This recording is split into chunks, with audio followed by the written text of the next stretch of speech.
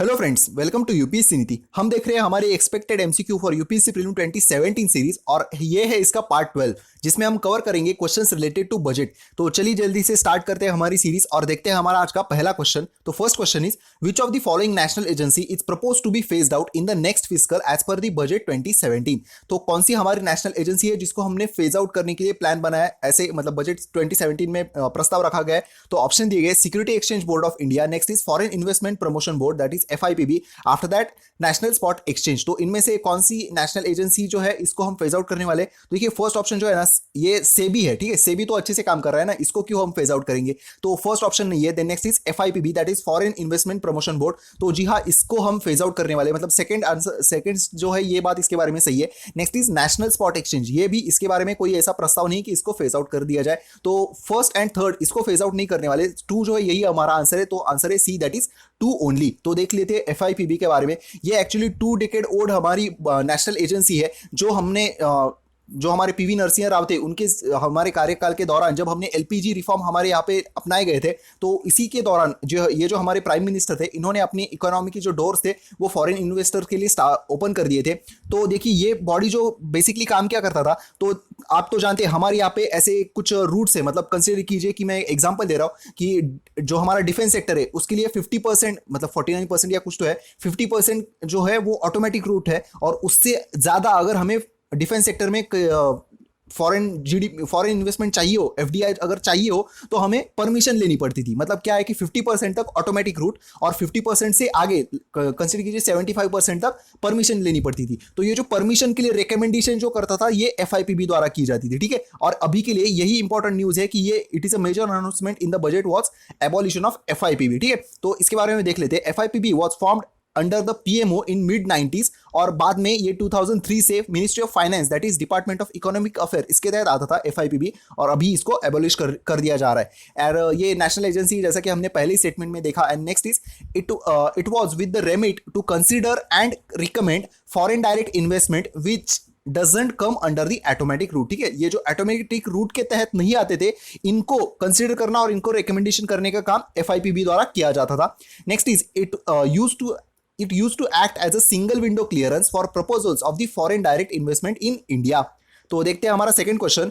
As per the budget 2017 100% electrification of the village will be achieved by, मतलब जो हमारा budget है इसमें ये जो इलेक्ट्रिफिकेशन 100% इलेक्ट्रिफिकेशन ऑफ बजट जो है इसके लिए टारगेट क्या सेट कर दिया, ये हमारा क्वेश्चन है। देखिए यूपीएससी ये क्वेश्चन डायरेक्टली पूछेगा या नहीं ये हमें पता नहीं, लेकिन हो सकता है कि इसमें एक स्टेटमेंट 1 2 3 बना के ये क्वेश्चन पूछ लिया जाए। तो हमने ये क्वेश्चन ऐड कर दिया, मतलब हमें पता होगा तो अच्छी बात है ना कि ये टारगेट क्या है। तो देखिए इसका जो हमारा ऑप्शन दिए गए वो क्या है, सबसे पहले मई 2019, after that May 2022, after that 2 October 2019 and next is May 2018। तो इसमें से ये जो हमारा आंसर है ना 100% इलेक्ट्रिफिकेशन का, विलेज इलेक्ट्रिफिकेशन, इसके लिए टारगेट जो रखा गया है वो है मई 2019।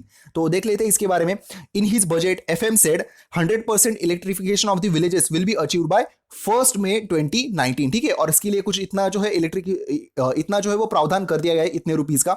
और बाकी भी जो हमारे कुछ टारगेट्स है वो भी देख लेते हैं, क्योंकि अगर ऐसे 1 2 3 ऑप्शंस करके हमें पूछ लिया जाए तो हमें पता होना चाहिए। देखिए फर्स्ट क्या है, announcing to build 1 crore houses in rural area, ठीक है। 1 करोड़ घर जो है वो हमारे रूरल एरिया में बनाने का प्रावधान कर दिया गया है, और वो भी एक साल में, अगले एक साल में। और उसके लिए इतनी कुछ जो अमाउंट है वो हमने अलोकेट कर दी गई है, और वो है इस फाइनेंशियल ईयर में। Next is with 1 crore household living under the poverty, the government aims to make 50,000 जो हमारी ग्राम पंचायत है उनको पॉवर्टी फ्री करने का हमारा लक्ष्य है, और वो भी एक साल में। और साथ ही साथ next is he FM inform that 5 lakh farm ponds and 10 lakh pits were fully achieved in 2016। मतलब हमारा ये जो पिछले बजट में टारगेट रखा गया था ये कंप्लीट हो गया है, और इस साल के लिए इसका टारगेट क्या है, तो 10 लाख फार्म पॉन्ड जो है वो बनाने हैं, ठीक है।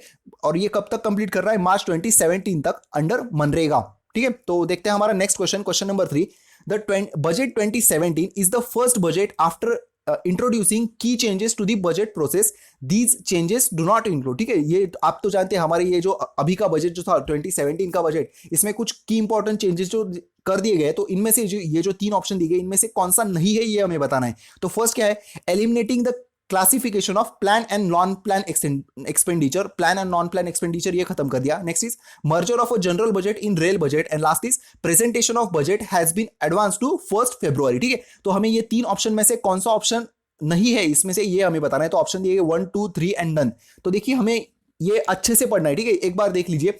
Eliminating the classification of plan and non plan, ठीक है, ये आप जानते होंगे कि प्लान और नॉन प्लान जो है ये अभी हमने कैंसिल कर दिया है। मैं इसका एक्सप्लेनेशन आपको बताता हूँ प्लान एंड नॉन प्लान क्या होता है। तो ये जो है ये हमने कैंसिल कर दिया, ये बात सही है। नेक्स्ट इज ये जो थर्ड है ये बात भी सही कि हमने बजट जो है ये अभी पहले लास्ट डे पे होता था, अभी ये 1 महीना पहले ले लिया, तो 1 फरवरी पे होने वाला है। और ऐसे भी चांसेस है कि अभी मतलब ये अभी के लिए 1 फरवरी पे होगा और अगले कुछ 2-3 सालों में और भी ये पीछे ले जा सकता है। मतलब फर्स्ट और थर्ड जो बात है ये बात सही इसमें, लेकिन ये सेकंड जो है ना ये अच्छे से पढ़िए। देखिए merger of general budget in rail budget, ये जो है ना हमने उल्टा कर दिया था। और ये क्यों कर दिया, क्यों मतलब होता क्या है ना कि जब हम मेन पेपर में सॉल्व करते हैं ना तब हम मतलब इतने टेंशन में होते हैं, तो ये कभी कभार हम पढ़ते नहीं अच्छे से। तो देखिए ये जो है ना ये रेलवे बजट हमारा जनरल बजट में मर्ज कर दिया है, जनरल बजट रेलवे बजट में नहीं। ठीक है, ये उल्टा स्टेटमेंट था, तो इसका सेकंड जो है ये बात यहाँ पे गलत है। सो आंसर जो है वो है 2 ओनली। तो देख लेते हैं इसके बारे में। सबसे पहले government has done away with the plan and non-plan expenditure. This will give holistic view of the allocations for the sector and the ministries, and this would facilitate optimum allocation of the resources. होता क्या था, देखिए हमारे यहाँ पे plan और non plan ऐसे 2 classification होता था। मतलब रोड बनाना है तो वो प्लान में आता है, लेकिन रोड का मेंटेनेंस नॉन प्लान में।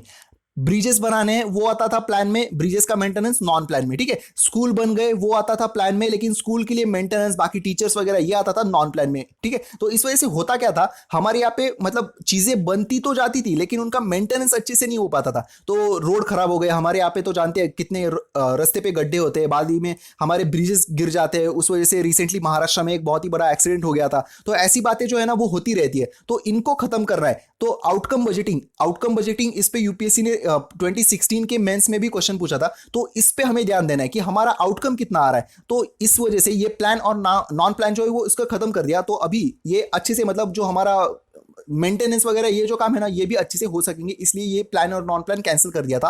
Next is the merger of railway budget with general budget. तो आप ये जानते हैं ये एक इंपॉर्टेंट जो स्टेप था हमारे गवर्नमेंट ने लिया है। और पिछली भी मतलब जो हमारी भाजपा की पहली गवर्नमेंट थी ना 90 अटल बिहारी वाजपेयी सरकार की, तो उसमें भी जो हमारा सबसे पहले क्या होता था, हमारा जो बजट होता था ना वो दोपहर के वक्त मतलब लास्ट डे ऑफ फरवरी, और उसमें भी दोपहर के वक्त मतलब 4-5 बजे ये प्रेजेंट हुआ करता था। और ये क्यों होता था, तो हमारी ये भी एक कॉलोनियल प्रैक्टिस थी, लेकिन बीजेपी की उस गवर्नमेंट ने ये भी चेंज कर दिया। और ये जो हमारी नरेंद्र मोदी सर की गवर्नमेंट है इसने ये वाला चेंज कर दिया है। ये भी बहुत ही इंपॉर्टेंट चेंजेस है।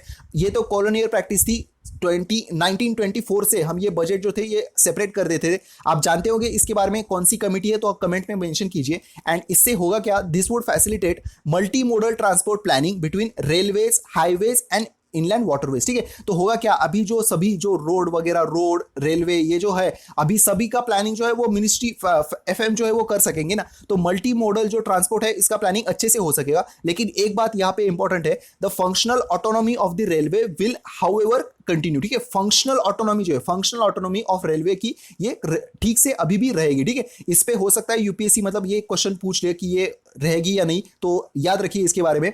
Next is presentation of a budget has been advance to 1 February, और इससे होगा क्या, to avoid vote on account और साथ ही साथ pass the single appropriation bill for 2017। पहले क्या होता था कि हमारा बजट थोड़ा सा लेट होता था, उस वजह से जब हमारा फाइनेंशियल ईयर स्टार्ट हो जाता था तब तक मतलब पैसे हमें लगते तो है ना स्टेट यूनियन गवर्नमेंट को, तो उन्हें 2 अप्रोप्रिएशन बिल बनाने पड़ते थे। पहले जो होते थे वो 2 महीनों के लिए और बाकी जो होता था वो हमारा पूरा ऐसे बनाने पड़ते थे। अभी ये 1 महीना पहले लेने की वजह से हुआ क्या कि हमारा एक ही अप्रोप्रिएशन बिल हो गया। तो उससे पहले तो हमारी टाइम की बचत हो गई और साथ ही साथ हमें अब अच्छे से पता होता है कि हमें कितना पैसा लगेगा, और हम फर्स्ट जो हमारा फाइनेंशियल ईयर है 1 अप्रैल से पूरा जो काम है वो स्टार्ट कर सकते हैं। देखिए, this would enable the ministries and department to operationalise all the schemes and project including the new schemes right from the commencement of the first next financial year.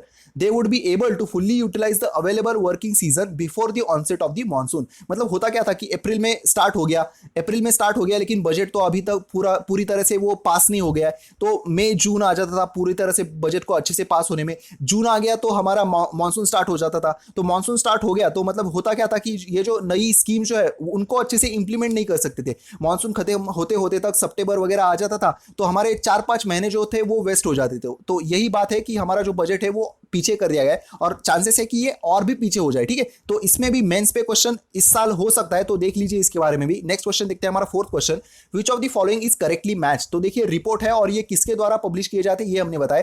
तो देखिए फर्स्ट क्या है, डूइंग बिजनेस रिपोर्ट, ये किसके द्वारा publish किया जाता है, आईएमएफ के द्वारा, ऐसा फर्स्ट स्टेटमेंट है। Next is world investment report, ये किसके द्वारा पब्लिश किया जाता है, तो यूएनसीटैड इसके द्वारा ये पब्लिश किया जाता है, ऐसा बी स्टेटमेंट है। Next is global competitiveness report, ये किसके द्वारा आता है, तो बिजनेस वर्ल्ड इकोनॉमिक फोरम, ऐसा ये हमारा थर्ड स्टेटमेंट है। और हमें बताना है इनमें से कौन से करेक्टली मैच है। तो देखिए इसका थर्ड जो है ये ग्लोबल कॉम्पिटिटिवनेस रिपोर्ट, ये WEF that is world economic forum द्वारा लाया जाता है, ये स्टेटमेंट सही है।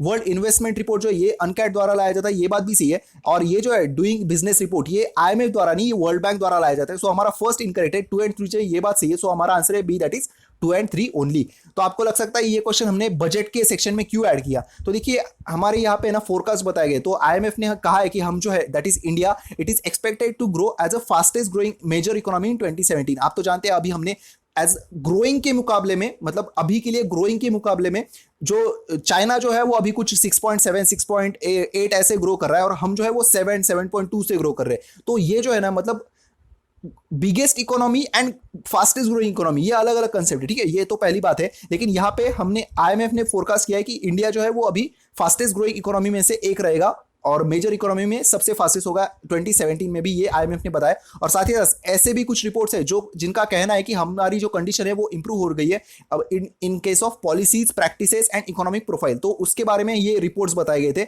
कौन कौन से, डूइंग बिजनेस रिपोर्ट ये वर्ल्ड बैंक द्वारा पब्लिश किया जाता है। Next is world investment report, ये UNCTAD इसके द्वारा पब्लिश किया जाता है। After that global competitiveness report ये किया जाता है वर्ल्ड इकोनॉमिक फोरम द्वारा। ठीक है, और साथ ही साथ एक इंपॉर्टेंट फैक्ट है जो यहाँ पे याद रखिए, India has become the 6th largest manufacturing country in the world. ठीक है, हम जो है वो पिछले साल 9वें नंबर पे थे, अभी हम 6ठे नंबर के सबसे बड़े मैन्युफैक्चरिंग कंट्री जो है वो बन गए। ठीक है, और ये किसके हमारी मतलब किसकी सक्सेस है, तो मेक इन इंडिया की। और साथ ही साथ हमारे ईज ऑफ डूइंग बिजनेस जो है वो अच्छा हो रहा है, इसी वजह से हमारे जो मैन्युफैक्चरिंग जो सेक्टर है वो अभी अच्छे से ग्रो कर रहा है। तो हमारा जो नंबर है अभी वो 6th है। ठीक है, हो सकता है UPSC ये नंबर पे क्वेश्चन पूछ ले, तो अच्छे से याद रखिए। नेक्स्ट क्वेश्चन देखते हैं हमारा, budget 2017 has propose infrastructure status for. तो हमारे इस साल के बजट में इंफ्रास्ट्रक्चर स्टेटस जो है वो इनमें से किसको दिया गया है, ऐसा हमारा क्वेश्चन है। तो देखिए फर्स्ट क्या है, affordable housing, next is electricity, third option is rail project and last is waterways.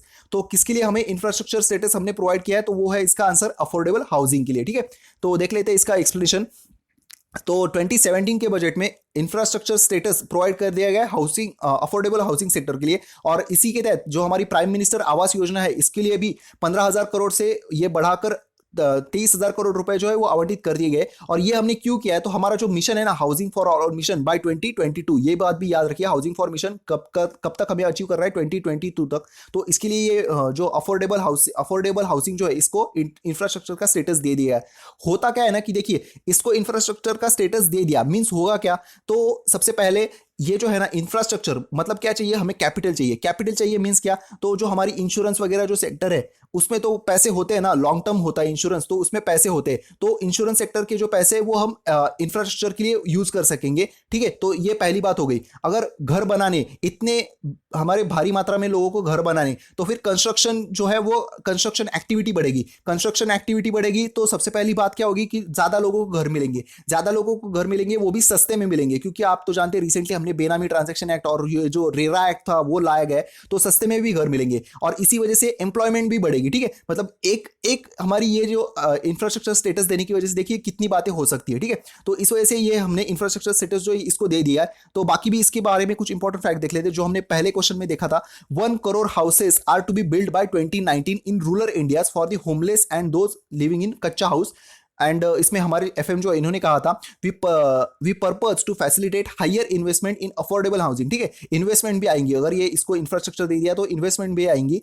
And affordable housing will now be given infrastructure status which will enable these projects to avail the associated benefits. ठीक है, ये अभी हमने अच्छे से cover कर लिया है जी। इसके बारे में अगर आपको कोई भी क्वेश्चन आता है इंफ्रास्ट्रक्चर स्टेटस के बारे में तो हमें कमेंट्स में बताइए। और जो हमने क्वेश्चन पूछा था कि जो हमारी रेलवे जो बजट सेपरेट कर दिया था, इसके बारे में जो कमेटी थी वो भी हमें आज हमें कमेंट्स में बताइए। तो ये था हमारा लेक्चर, आई होप आपको अच्छा लगा होगा। तो thank you so much and have a happy wonderful day ahead, keep studying and all the very best.